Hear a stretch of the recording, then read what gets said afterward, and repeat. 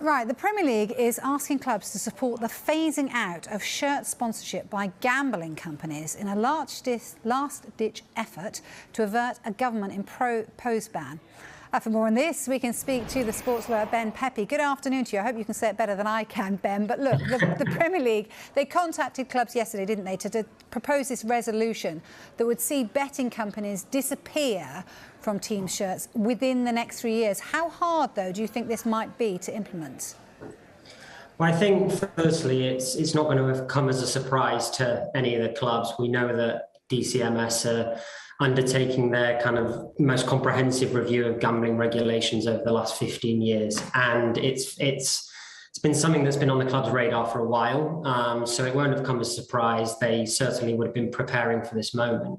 How difficult will it be to implement? I think it's not a case of kind of them being able to rip up sponsorship contracts overnight. And there's been a very clear narrative around the fact that this will be a phasing out process. So West Ham being a great example, they renewed their partnership with Betway. It doesn't come to a close till 2025. So I think in the short term, it would be very difficult to rip up these sponsorship contracts overnight, but certainly phasing out over the long term, there will be a voluntary agreement that is struck between Premier League, the clubs and Parliament. So certainly see it happening further down the line.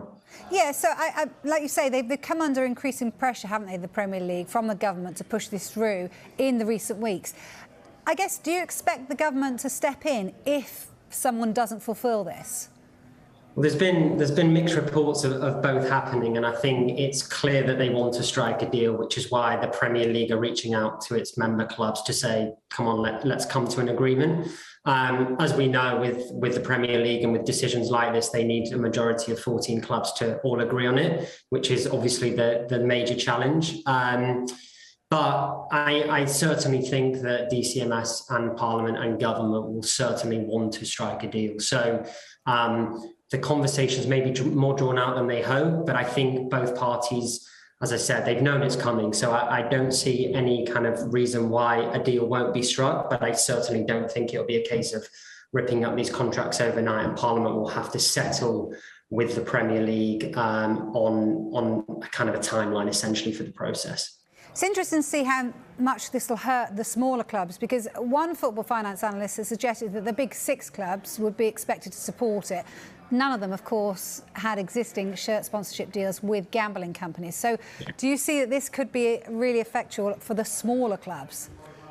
Well, yeah, as you say, I think half the Premier League clubs last year had front of shirt betting partners, right? But the sponsorship industry goes through trends. We saw tobacco in the 90s. We've seen gambling companies over the course of the last 10 years. We've seen the introduction of cryptocurrency partners over the last year or so.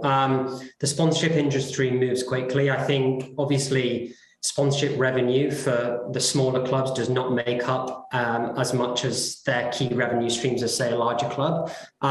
So whilst the front of shirt partnership is their most valuable asset, it's not to say there aren't a plethora of other companies that will be able to partner with not just clubs, but there's a reason why these companies are partnering with clubs in the Premier League. It's because of the global brand awareness they get.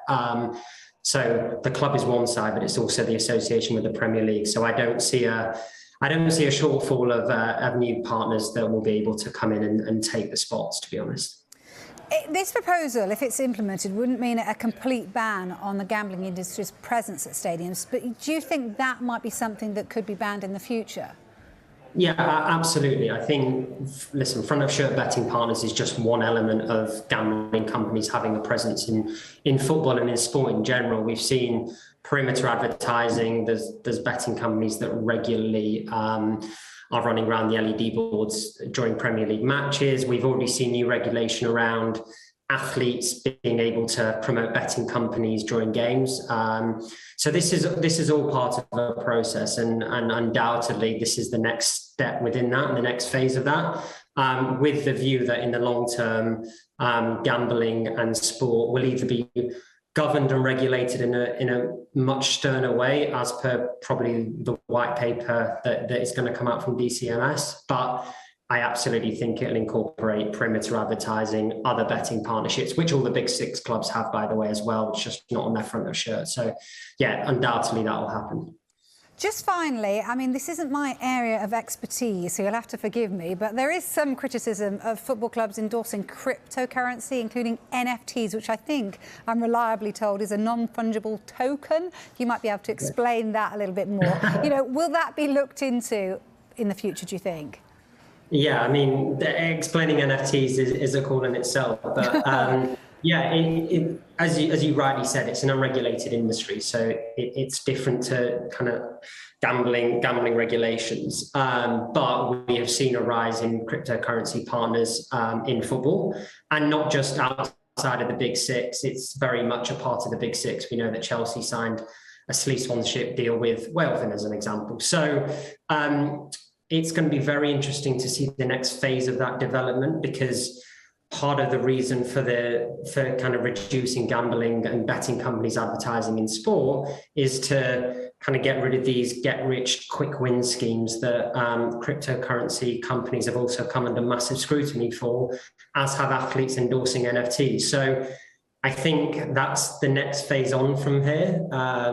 But given it's unregulated, there is a whole quagmire of legal disputes to be had on that prior to any form of new regulation around it, and one for the FCA as opposed to us in the initial phase anyway.